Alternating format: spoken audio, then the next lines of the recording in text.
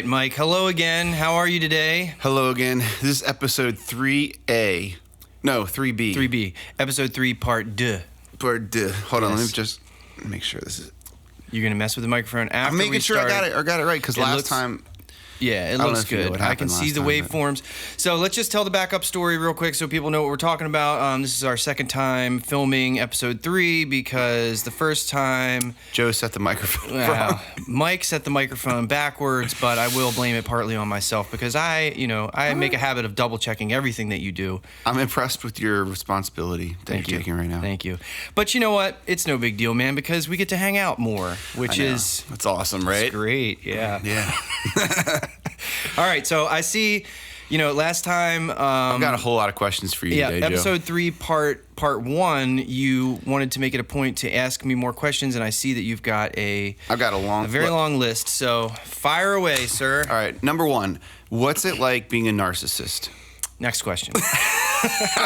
Okay. What's it like being a control freak? Now, you can answer that. Come on, you can answer that. I'm going to answer this question. All right, first of all... I think narcissist is a very strong word, and I don't even know what it means. That's a joke, I know that's a joke. It's a joke, right? Yeah, of course. Control issues I do have, and that is, you know what? It's funny because I was thinking about that on the way here. Honestly, I really do think that it's much less of an issue than it used to be. I agree. It definitely is closely related to addiction, for sure, and before I became an entrepreneur, I worked in addiction for a long time. I am in recovery, coming up on 7 years clean and sober. Thank you very much. Whoa, you just clipped the mics. Oh, my God. Start over. No, I'm just kidding. Don't start it over. Just get rid of that part. So control is a very closely related thing to addiction, for sure, and... yeah, man, like lack of control. I mean, the Serenity Prayer is something that we say in meetings, and that is to, accept the things you can't control and try to control the things you can and have the wisdom to know the difference between those two, which is probably like the most difficult thing in life, I think. To know what you can and can't control. Yeah, and to not obsess over things that you can't control. What about obsessing over things you can control? Well... That's something I struggle with. Really? Yeah, like the things, because like the things that I know I can, like that I have control over, I'm like, I really gotta like figure these out, like, and probably too at a point that it's like maybe I get anxious about it. But anyway, we're talking about you. That makes sense. I don't know. I mean, it does make sense, but I think for a person who is an addict like myself, obsessing over the things you can't control is a much more familiar type of thing. Yeah. Okay. So yeah, control, it is what it is, man. I definitely don't, like with the band, I used to, like early in recovery, like I'm still pretty controlling though. I mean, if the people watching this were here and saw like how everything here is set up, like, yeah, you put that light right there, but then I put it in the exact right centimeter that it needs to be. Joe, here's another. Would you ever let me edit the podcast? No, I wouldn't. You don't even like me making my own thumbnails for my own videos. That's true. That is true. Joe's like, no, like if I want to get Joe to do something for me, I just do it first and send it to him. And he's like, if I was like, hey Joe, could you make me a short? He'd be like, no, I can't do it. And I'd be like, all right, well, here's the short I made. Right. And then he'd be like, here's a short. Yeah. So Mike, I have to turn your mic down some. Hopefully. Am I getting too jolly over here? Good. You're getting a little too jolly. I told you I would watch the jolliness. Hopefully we're only like 30 seconds into this, so we should be good to go.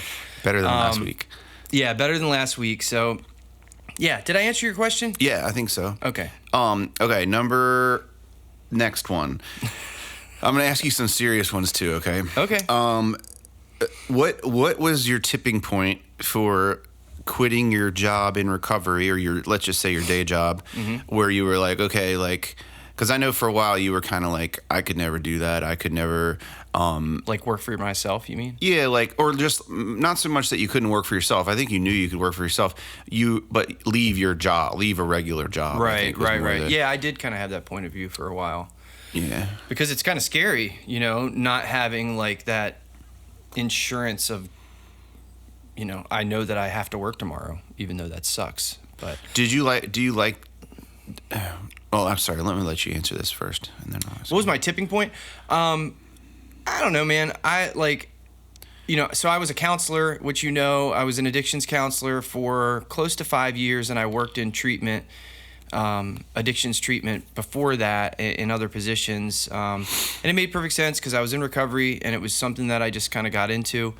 But it's a taxing job, man. It really is, I can't imagine. And I was the last year and a half. I was a counselor at a 3.1 low intensity residential treatment center, which means it's kind of like a sober house, a halfway house, which some people might call it.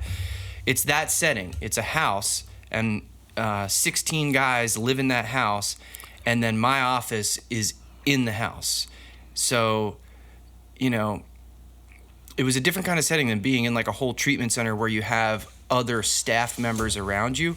I had one other staff member in the house, a tech, and myself. So, they could just throughout the day just knock on my door and come to me, and I could hear them arguing in the living room, and I'd have to go out there and tell them to, that's inappropriate or whatever, you know what I mean? And that kind of stuff, it wears on you for sure. And so for the last like 6 months or 8 months, I guess, I kind of got less enthusiastic about the job. It started to wear on me a little bit. The burnout started to set in. And during that same period of time, I got into all this, the camera stuff. I bought a camera to make better videos for Heavy Fred. Rest in peace. No, I'm just kidding. Heavy Fred, rest in peace. And I just kind of got into it. So those two things kind of like crisscrossed, right? Like my interest in the videography and photography was increasing, and my interest in my job was decreasing, and the job was becoming more of just a job and less of something I really loved to do. And at that same time, I realized that with the videography and photography stuff, if I had more time to put into it, I could really take it somewhere. So it was over several months where I started thinking about, well, first my thought was, what if I go to a part-time counselor and just have some more time to devote to the media end of it. And I talked to my supervisor about that, and that was an option that we explored. That option, I didn't really like that option after I explored it. And then I was going to go to another treatment center over here on the Eastern Shore and work part-time there. And I interviewed for that, and I told that treatment center that I was going to do that. And then kind of last minute, I was like, you know what? I want to devote all my time to this. Okay, yeah, I kind of remember that. That's kind of how it went. It wasn't really a tipping point. It wasn't like something happened at work where I was just like, fuck this, I'm leaving. You know, it was a gradual thing. All right. Yep. Do you believe things happen for a reason? I asked you this when I got here before the cameras were rolling. I don't know, man. I don't know. Sometimes I do. And sometimes I believe in coincidence, but that's a tough question to answer. I think that I want to believe that things happen for a reason. Like, I want to believe that. There's something like, I don't know, maybe like endearing about that. But I'm not sure. Is the universe hostile? Is the universe hostile? No, I'm just kidding. You don't have to answer that? Okay. Like space? Yeah, it's hostile out there, man. You got to watch out for those asteroids. Is it for you or against you or indifferent? I know you don't believe in God. The universe... When did I ever tell you that I don't believe in God? I can just tell. That's ridiculous. I don't... I have a higher power, Mike, for sure, that I believe in. Good. What was the question? I don't know. Those were joke questions. Okay. Are you still feeling good about your decision to quit your job? Sounds like you are. Yeah, okay. I am for sure. Work has been good. I think I mentioned in episode 2 that I got like a full-time job with Economy Restoration. Give them a call. We just had lots of rain and wind. Unless you live in California, they don't do stuff if you live in Maryland, Delaware, or PA, yeah, and you got some storm damage to your roof, and you would like a free, no-obligation consultation, you can call 410-ECONOMY. Oh, wow. You know the phone number too. That's awesome. Or go to economyrestoration.com. So yeah, that has been really helpful, man. It's a weekly thing. I'm doing their social media. I'm going out and getting drone footage of roofs and stuff, and I'm taking pictures, and I'm creating content for Facebook and Instagram, and I've started to post that stuff daily for them. So that's a weekly, it's not a full-time paycheck, but it's a weekly paycheck, which is great. Consistent It's paycheck. a consistent, that's the word I was looking for. And music is going good, knock on wood. I've gotten plenty of gigs, you know what I mean? I had 4 this past weekend, Thursday, Friday, Saturday, and Sunday. Nice. So that was good. I wasn't totally worn out. I was able to do it. When I was working my full-time job and I had like 3 gigs in a row on a weekend, it was so rough. Yeah, dude, I'll bet. But it's really not that bad now because, I work every day from home, but I chill every afternoon. Like around 2:00, I lay down and watch YouTube for about an hour or two. And then sometimes I'll take a nap and then I'll get back up and do something else, I'm still not like super structured with what work I'm doing each day, but I always get right to work on something. Like I get up, I make coffee, and then I go sit at the computer and I'm working on something. You know what I mean? It's usually just kind of like whatever I feel like working on at the time. But honestly, that's kind of one of the reasons why I wanted to work for myself, so I could kind of just do what I want to a degree. You know what I mean? Yeah. I mean, I'm sure you have I got to get this video done by the end of the week or whatever. Yeah. So make that a priority when it needs to be or whatever. For sure. Yeah. I'm just not, I guess I'm not like overloaded to the point where I have to be extremely structured. Right now I have to make sure that I post something for Economy on Facebook and Instagram each day.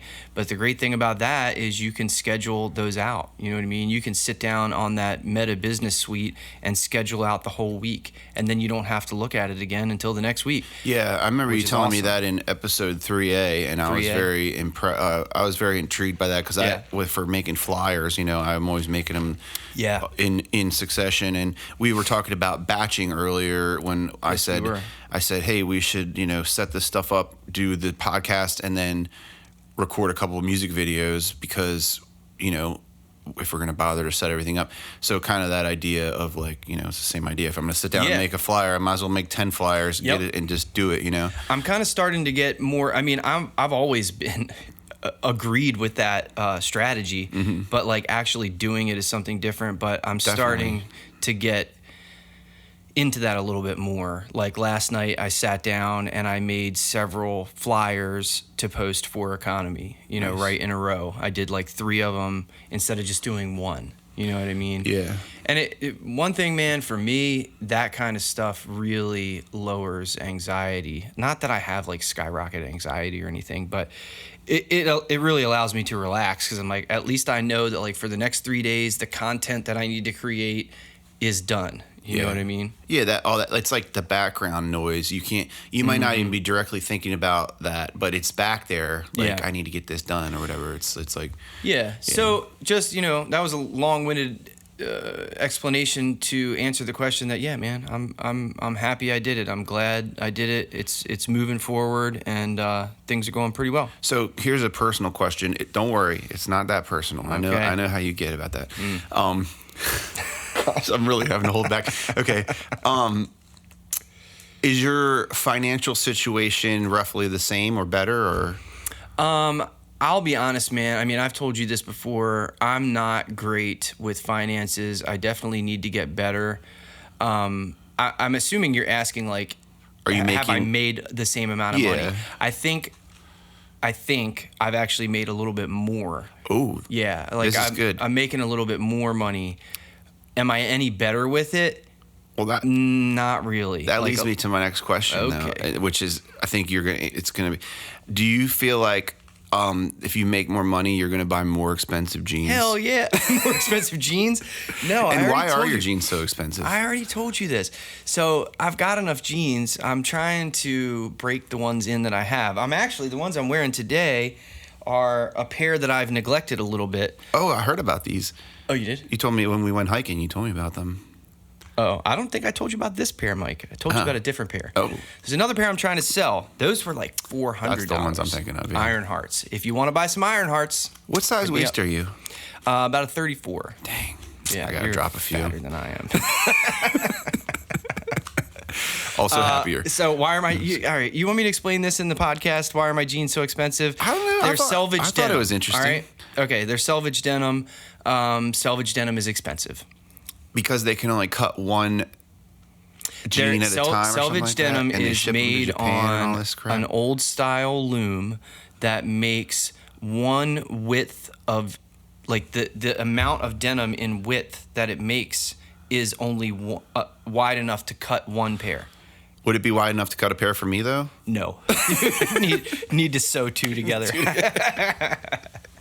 And then the other thing that makes it expensive is because I don't really know when it happened, maybe like in the 80s or 90s, but all these old selvage denim looms, it was an American thing. They were all in the United States, but then with mass production, they stopped using those as much.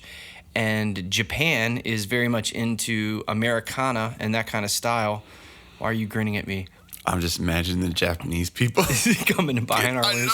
I love this loom. And so they came and bought like almost all of them. So most selvage denim these days is made in Japan. And then there are American selvage denim companies, but they buy the denim from Japan and then they sew the jeans together here. Okay. A lot of the selvage denim is completely made in Japan, but some of it is where they buy the denim from Japan, bring it over to America, and then they sew it together here. The pair that I'm wearing right now is that. It's Japanese denim, bought by an American company, cut and sewn together in the United States. Okay. Yeah. So can I tell you something? The other thing about that makes it expensive is that it's just made to last a long time. Yeah. Like it's not pre-washed, it's not pre-faded. When you buy selvage denim, 90% of the time it is dark blue, like, and crispy because they don't wash it or pre-fade it or anything. So, you know, and it's usually heavier. Like the weight of it is usually heavier than like jeans that you would buy in the Levi's outlet. The Levi's outlet? Who told you I went to the Levi's outlet? You look like a Levi's outlet kind of guy, Mike. So, oh shoot, what was I gonna say? I can't remember. It doesn't matter. Okay. Why are jeans so expensive? Got that. Okay. Okay. What's next? I'm trying to think. Don't do it. Trying to think which thing to ask you. I don't know. I'm kind of running out of questions, but. All right. Well, let's take a segment here to acknowledge Mike's hair today. Mike, can you give me a little like turn left and right? Twirl. You know, to be honest, man, your hair looks pretty much exactly the same as it did in episode 3, part 1. I don't know. Turn to your left again. Do I have the cowlick still though? Because I tried to make the cowlick today. Cowlick looks okay. Turn to your left again though. The other side. Left? Yeah, your left. I thought you said. Yeah, that side looks really funky, man. I don't know what you did. If you laid in bed or something. Oh, I should have. That's what makes it look good when I lay in bed. Are you tired? Are you yawning? Yes. Am I boring you? Conversation. All right, I'm gonna give your hair. I think I gave it a 7 point something last time. I'm gonna give it a 6.5 today. It's not up to par, I don't think. What's the highest rating? 10. I give it a 12. All right. Well, what do the people rate it? That's what we really want to know. Yep, that's what we really want to know. So leave your rating in the comments, and please let us know what you rate Mike's hair today. It's a 12, guys. You know, I mean, if you want to go up, you can go up as high as you want, but the scale is 1 to 10. 1 to 10. Okay. But you know, some amps go to 11. Some amps go to 11. Yeah, these ones do. 12. Anyway. All right. So let's see. Do you have any other questions? I do have a couple more questions. All right. Okay. Let's go. Have you noticed that what's with these light bulbs? That's a Seinfeld joke. I kind of messed it up though. I don't remember that. What's with these light bulbs? I don't know if that's watched all the Seinfelds many times. I don't remember that.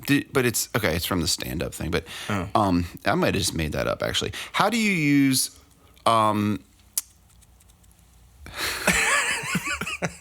How do you use social media? We kind of already covered this though, but What's the question? How do you use social media for your business? Like anything besides what you just said about flyers and restoration? No, not really, man. I that's something that I want to get more into, and I kind of am learning more about it just because I'm doing it for economy restoration.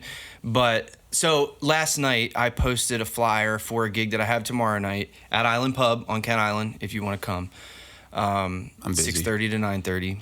I didn't mean you. I meant them. Yeah, I don't want you to come. It'll be over by the time you post this. I posted it last night. Oh, but yeah. By the time this goes up. So I went into the Meta Business Suite for Joe Bryan Music, and I went to the planner because it will give you like an optimized time to post it. Oh yeah, that's pretty cool. But it's weird because not always. Sometimes it will say like there no active time data to show you. No one's gonna care about this. Yeah, post. Nobody cares. Nobody ever likes any of your shit, so just post it whenever. It doesn't fucking matter. No, but void. That's basically what it said. So I just made a regular post. But you know, I only created Joe Bryan Music maybe 4 months ago. I just found out about it the other day. Did you really? Yeah, I tagged you as Heavy Fred, and then you were like, "Why didn't you tag Joe Bryan Music?" And I went. And I was like, I thought you just did that because you were being thoughtless. You just really didn't know. No, like when I went to after you told me that, and I went to do Joe Bryan Music, and it didn't like auto populate, you know, because I didn't. Because you didn't like it. Didn't like it. Yeah, I did like it now though, or follow it or whatever you call it. So yeah, what else am I doing? I mean, nothing really. I want to get to that point where I have those flyers scheduled, like pre-made and scheduled out. You know what I mean? Something that I do want to mention though. You probably won't care too much about this, but like anybody who's into photography, care about any of this actually, might care about it. So I may have told you that for video editing, there's this plugin that I got called Dehancer, and it basically is supposed to make it look like. It's supposed to make the footage look like it's shot on film and like less digital. So it kind of gives it that like vintage kind of vibe. Episode 2 and 1, I believe, were both. I used Dehancer on both of those, but I recently found that there's a Dehancer photo app for Lightroom, and I used it on the last several photos that I used for Joe Bryan Music flyers. It's super cool, man. Like you can choose all these different Fuji films or all these different Kodak films, and then you can like you can change all kinds. It has so much control in there, and I'm like learning a little bit about film and like how film is developed and like different types of film, and then the different prints that you can put the film on. You know, I was just telling Carlos, my buddy who owns Avail Visuals. Check him out too, Avail Visuals on Facebook and Instagram. He's a good friend of mine who has a photography and videography business. I was telling him about it the other day, and he was like, "Man, I'm going to download that right now." So it's super cool. I think it is. Sounds anyway. Pretty cool. Yeah. Sweet, man. Sorry, I had something else I was going to ask you, and then you started talking about. Oh, I know. Like, do you ever use social media to get gigs? Like to go search out like. You know, like, well, what's, yeah, you know, I've done, I don't know if this is what you're talking about, but I've like looked at other artists when they post like their monthly, you know, all these different places they're playing at monthly. Yeah, I'll go through that and be like, oh, I've never heard of that place, or that's a place I want to call.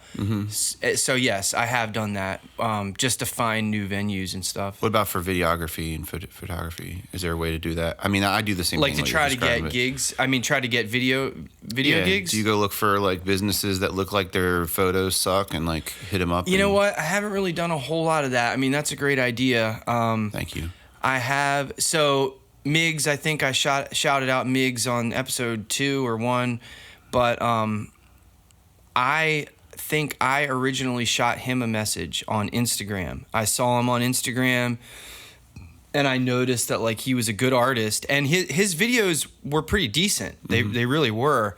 But I shot him a message, and I was like, hey, you know, I like your stuff. Here's my page. Check out what I've been doing, and you know, I'd love to make a video with you sometime.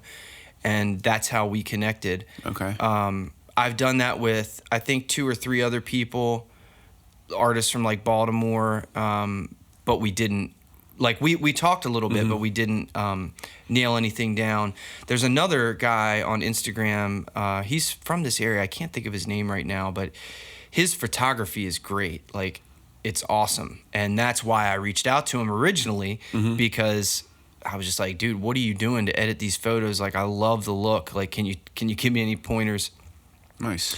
And then he was like, it turns out he's a musician. He just doesn't really gig around.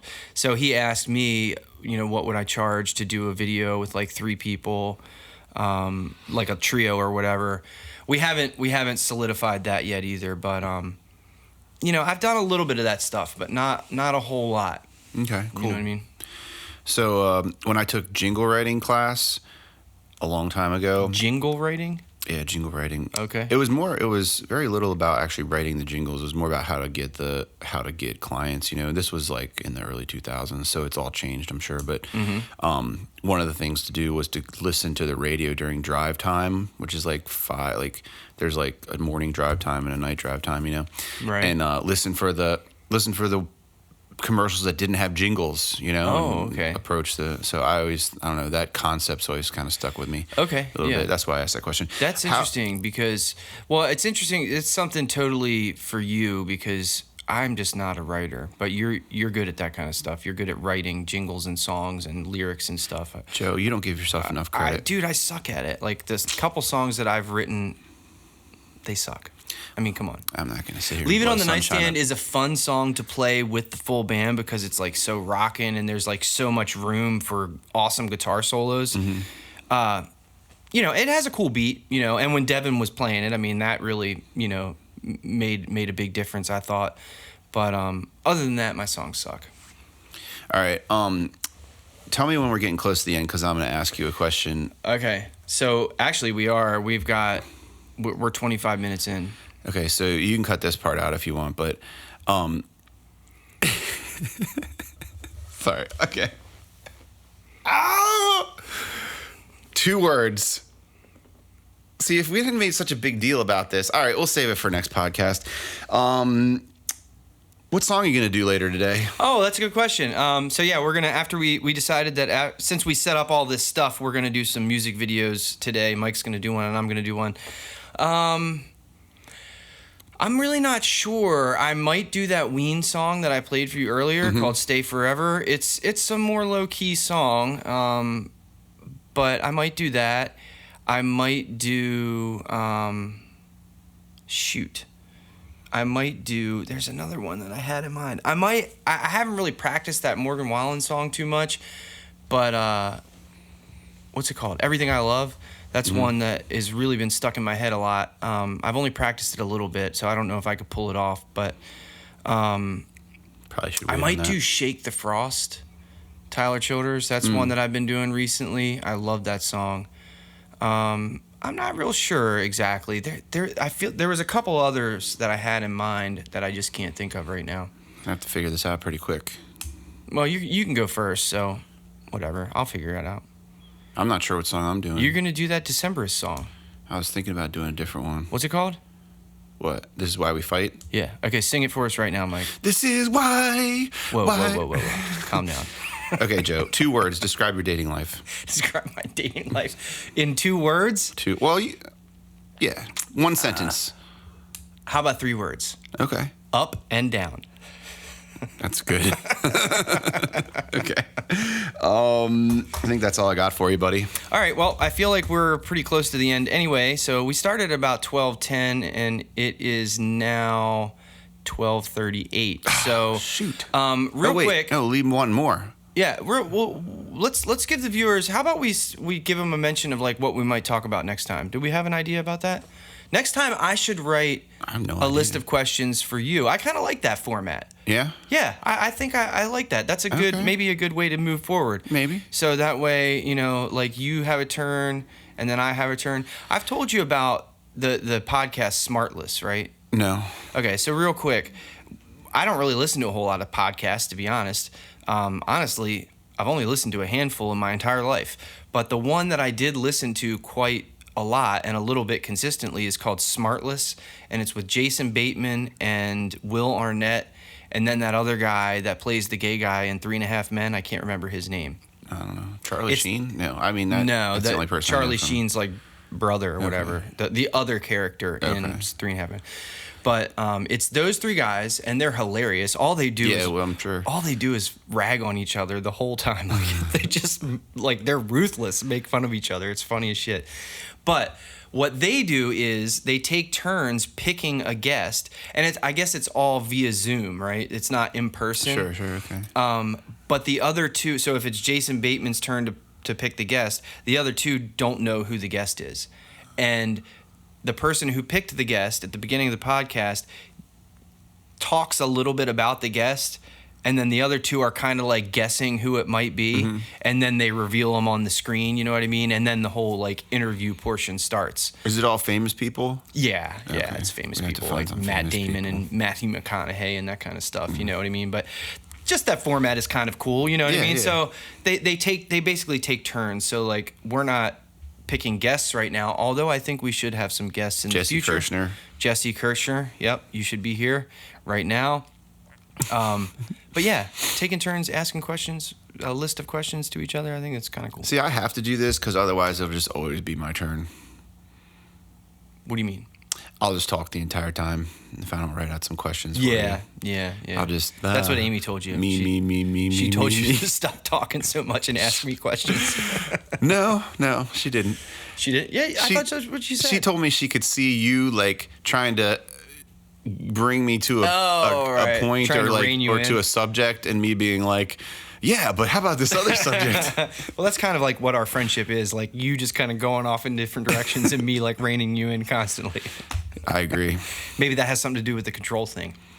Oh, maybe. I mean, yeah, it's probably that. It could be, yeah.